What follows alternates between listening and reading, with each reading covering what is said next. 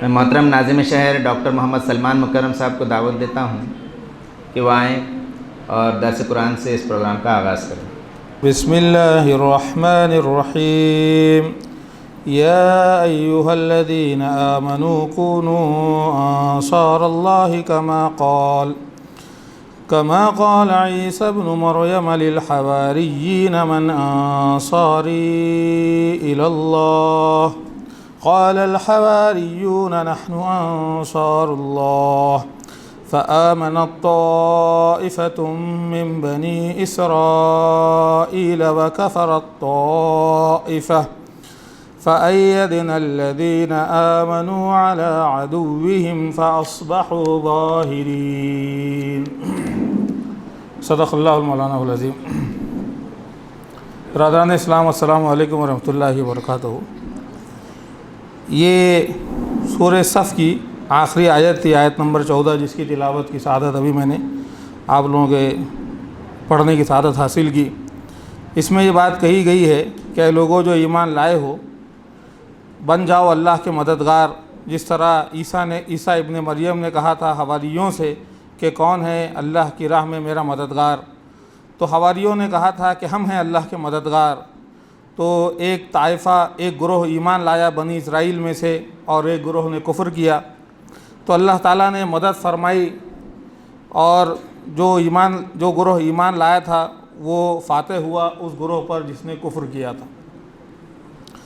عزیزان گرامی، یہ سورہ صف ہے۔ اس میں سب سے پہلے جو ہے یہ بات بتائی گئی ہے کہ امت مسلمہ کا عروج و زوال کا قانون کیا ہے۔ یہ بات بتائی گئی کہ امت مسلمہ کا عروج و زوال کا قانون وہ نہیں ہے جو امریکہ کا عروج و زوال کا قانون ہے۔ امت مسلمہ کے عروج و زوال کا قانون وہ نہیں ہے جو جاپان کے عروج و زوال کا قانون ہے۔ جس امت پر اللہ تعالیٰ اپنی کتاب نازل فرماتے ہیں، اور جس امت میں اللہ تعالیٰ اپنے رسول کو بھیجتے ہیں، تو پھر اس امت کی تقدیر اس کتاب سے اور اس رسول سے وابستہ ہو جاتی ہے۔ اگر وہ امت اس رسول کی مشن کی تابعداری کرتی ہے، اس رسول کے مشن کو لے کر کے اٹھتی ہے، اس کے کتاب کا حقوق ادا کرتی ہے، تو اللہ تعالیٰ اس کو عروج نصیب کرتے ہیں، پھر چاہے حالات کیسے ہی ہوں، چاہے عرب کی طرح کے حالات ہوں۔ اسی کو اللہ کے رسول صلی اللہ علیہ وسلم نے فرمایا کہ ان اللہ یعنی یرفع بہذا الکتاب اقواما ویدع بہ آخرین، کہ یہ کتاب ہی وہ دراصل کسوٹی ہے کہ جو لوگ اس کو تھامیں گے، جو قومیں اس کو تھامیں گی، اللہ تعالیٰ ان کو اٹھائے گا، اور جو قومیں اس کو پیچھے ڈالیں گی اس کتاب کو، یعنی جو اہل کتاب قوم ہیں، تو اللہ تعالیٰ ان قوموں کو پیچھے ڈال دے گا۔ تو یہ بات بتائی گئی کہ اصل میں ہماری ساری کی ساری جو یعنی عروج ہے وہ اللہ کے دین سے، اللہ کی کتاب سے اور سے وابستہ ہے۔ تو ہمارا عروج جو ہے وہ ہمارے دین سے وابستہ ہے۔ تو جتنا زیادہ ہمارا دین مضبوط ہوگا، اسی کے مطابق امت مسلمہ مضبوط ہوگی، اور جتنی زیادہ ہمارا دین جو ہے وہ خستہ حالت میں ہوگا، وہ پسماندہ حالت میں ہوگا، وہ لوگوں کو پیش کرنے کے قابل نہیں ہوگا، تو ظاہر بات ہے کہ اسی کے بقدر امت بھی پسماندہ ہوگی۔ اسی بات کو سیدنا عمر رضی اللہ تعالیٰ عنہ نے ارشاد فرمایا تھا۔ آپ نے ارشاد فرمایا کہ انتم اذل الناس فاعزکم اللہ تعالی بالاسلام، کہ تم دنیا میں ذلیل تھے، تم کو اللہ تعالیٰ نے اسلام سے عزت دی۔ فرمایا کہ انتم افقر الناس، کہ تم دنیا میں فقیر تھے، اغناکم اللہ تعالی بالاسلام، کہ اللہ تعالیٰ نے تم کو اسلام سے غنی کر دیا۔ انتم اقل الناس کسرکم اللہ تعالی بالاسلام، تم زمین میں چھوٹے سے تھے، وہ چھوٹا سا گروہ تھے تم، اللہ تعالیٰ نے تم کو کئی بر اعظموں میں پھیلا دیا۔ وہ کس وجہ سے؟ وہ اسلام کی وجہ سے۔ تو امت مسلمہ کے عروج کا قانون یہ ہے کہ امت مسلمہ دین کی نصرت کے لیے جب اٹھے گی تو اللہ تعالیٰ اس کی نصرت فرمائیں گے اور اس کے عروج کے راستے واضح ہوں گے۔ اسی کو یہود پر واضح کیا گیا کہ دیکھو اس سے پہلے یعنی یہودیوں کی تاریخ بتائی گئی کہ انہوں نے موسیٰ علیہ السلام کی کس کس طرح نافرمانی کی، کس کس طرح حد شکنی کی، اور دین کو کس طرح پامال کیا، تو پھر پھر آپ جانتے ہیں کہ ان پر ذلت اور مسکنت ان پر لکھ دی گئی، اور یہ مطلب یہ پوری تاریخ کو اللہ تعالیٰ نے واضح کیا ہے۔ پھر فرمایا کہ مومنوں سے، مسلمانوں سے کہا گیا ہے کہ اللہ تعالیٰ نے تمہیں میں سے رسول بھیجا ہے، هو الذی ارسل رسولہ بالحق ودین الحق لیظہرہ علی الدین کلہ۔ تو اللہ کے رسول جب آتے ہیں تو دراصل وہ قیادت اور سیادت کے لیے ہی آتے ہیں، یعنی اللہ تعالیٰ جو اپنے رسول بھیجتا ہے تو اس بھیجنے کا مقصد یہ ہوتا ہے کہ سارے انسانوں پر ان کو قیادت ملے۔ جن امتوں میں رسول اٹھائے جاتے ہیں ان کا مقصد یہ ہوتا ہے کہ وہ امتیں جو ہے ساری انسانیت کی قیادت و سیادت کریں، لیکن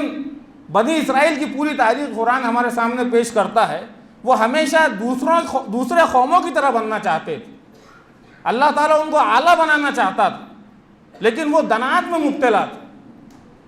وہ ہمیشہ یعنی دوسرے قوموں کے غلام رہنا چاہتے، غلامی کی جو ذہنیت تھی ان پر اتنی حاوی تھی کہ اللہ تعالیٰ ان کو ساری قوموں کو امام بنانا چاہتا تھا، لیکن وہ چاہتے تھے کہ ویسے ہی گائے کی پوجا کریں جیسی ان کی جن قوموں کو وہ پوجتے تھے وہ پوجتی تھی، ویسی دوسری قوموں کی طرح وہ بھی قوم بن جائیں۔ تو یہ بات ہم کو بتائی گئی کہ یعنی اعلیٰ یعنی وہ قوم جو جس میں اللہ کے رسول بھیجا جاتا ہے، دراصل وہ دین کو غلبے کے لیے ہی بھیجا جاتا ہے۔ یہ غلبے سے تینوں تعبیریں مراد مفسرین نے لی ہیں۔ ایک مراد یہ لیا گیا ہے کہ اللہ کے رسول جو آتے ہیں تو دین جو اطاعت ہے وہ پوری کی پوری اللہ کی ہو جائے، یعنی نہ اس میں خواہشات کی غلامی ہو، نہ اس میں طاغوت کی، نہ شیطان کی بندگی ہو، بندگی ہر زندگی کے جملہ معاملات میں اطاعت اللہ کی ہو جائے۔ دوسرا یہ ہے کہ دین جو ہے وہ پورے نظام آئے حیات پر غالب ہو جائے، پورے نظام پر یعنی پوری زندگی پر اسلام کا یعنی سب سے اچھا ہونا، سب سے بہتر ہونا وہ ثابت ہو جائے، دین مکمل ہو جائے۔ اور تیسری تعبیر وہ جغرافیائی غلبہ ہے کہ پوری دنیا میں اور اس علاقے میں اسلام کو غلبہ حاصل ہو جائے۔ تو یہ تینوں مراد لیے گئے ہیں اور تینوں صحیح ہیں کہ اللہ تعالیٰ جو ہے جو رسول بھیجتا ہے، تو یہ امت مسلمہ کو یہ بتایا گیا ہے کہ تم کو جو اللہ تعالیٰ نے یہ کتاب دی ہے، تم میں جو رسول بھیجا ہے تو تم کو قیادت و سیادت کے لیے بھیجا ہے۔ اگر تم اس دین کی قدر کرو گے، اس دین کی نصرت کے لیے اٹھ کھڑے ہوگے تو اللہ تعالیٰ تمہاری نصرت کرے گا۔ ابن خلدون نے بہت عمدہ بات کہی ہے، وہ یہ کہتے ہیں کہ یہ امت جو ہے وہ غلبے سے صرف ایک نسل دور ہے۔ کیا کہتے ہیں وہ؟ یہ جو امت ہے وہ اپنے غلبے سے صرف ایک نسل دور ہے، کیونکہ اللہ دوسری قوموں کے پاس کوئی نظریہ نہیں، وہ ٹامک ٹوئیاں مار رہی ہے، لیکن اس قوم کے پاس، اس امت کے پاس اللہ تعالیٰ نے نصرت کے سارے سامان فراہم کر دیے ہیں۔ اس کے پاس کتاب ہے، اس کے پاس نظام ہے، اس کے پاس نظریہ ہے، بس ضرورت ایک ایسی نسل کی ہے جو اللہ کے دین کی نصرت کے لیے یکسو ہو جائے۔ تو جو ایسی امت جب وجود میں آ جاتی ہے تو اللہ تعالیٰ کے غلبے کے وعدے ہر جگہ پورے ہوتے ہیں، چاہے پھر وہ مکہ کی وادیاں ہوں، چاہے پھر وہ فلسطین ہو، چاہے پھر وہ ہندوستان، جہاں بھی ان نصرت کے یعنی ان شرائط کو پورا کریں گے تو اللہ تعالیٰ کی نصرت جو ہے وہ نازل ہوگی، اور یہ اللہ تعالیٰ اس کو اقتدار اور اللہ تعالیٰ اس امت کو عروج اور غلبہ بخشیں گے۔ پھر یہاں فرمایا گیا اس کے بعد کہ یعنی اس یہودیوں کی اس پوری یعنی تاریخ سے یہ سبق بتایا گیا، اور پھر مومنین کو یہ بتایا گیا دیکھو کہ تم اس طرح کا شکار نہیں ہو جانا۔ فرمایا گیا کہ یا ایھا الذین آمنوا ھل ادلکم علی تجارۃ تنجیکم من عذاب علیم، کہ وہ یعنی تم جو ہے اللہ تعالیٰ نے جو حق و باطل کی یہ جو کشمکش برپا کی ہے، دراصل یہ اسی لیے کہ اللہ تعالیٰ یہ دیکھنا چاہتا ہے کہ کون اس کے وہ بندے ہیں جو اس کی نصرت کرتے ہیں، کون اس کے دین کی مدد کرتے ہیں، کون اس کے دین کو لے کر کے اٹھتے ہیں۔ تو یعنی اگر تم یہ کرو گے تو اللہ تعالیٰ کا وعدہ یہ ہے کہ اللہ تعالیٰ تم کو جنت میں داخل کرے گا، اور ایسے جنت کے ایسے محلات میں داخل کرے گا جو ابدی باغات میں ہوں گے، جو انسان کی ہمیشہ کی یعنی کامیابی ہے۔ پھر اس کے بعد دنیا کا غلبہ اور دنیا کا تمکن بھی تم کو عطا کرے گا۔ پھر اس کے بعد آخر میں جو ہے ان کو ایک بطور مثال، مسلمانوں کو بطور مثال جو ہے وہ یعنی حوارین کو پیش کیا گیا، عیسیٰ علیہ السلام کے حوارین۔ آپ دیکھیے کہ حالات انتہائی مخدوش ہیں، عیسیٰ علیہ السلام جو ہے وقت کا انتہائی باعزم رسول جو ہے، اس کی بات بنی اسرائیل مان کر نہیں دے رہے ہیں۔ ان کی بات کس نے مانی؟ ان کی بات مانی چند حوارین نے۔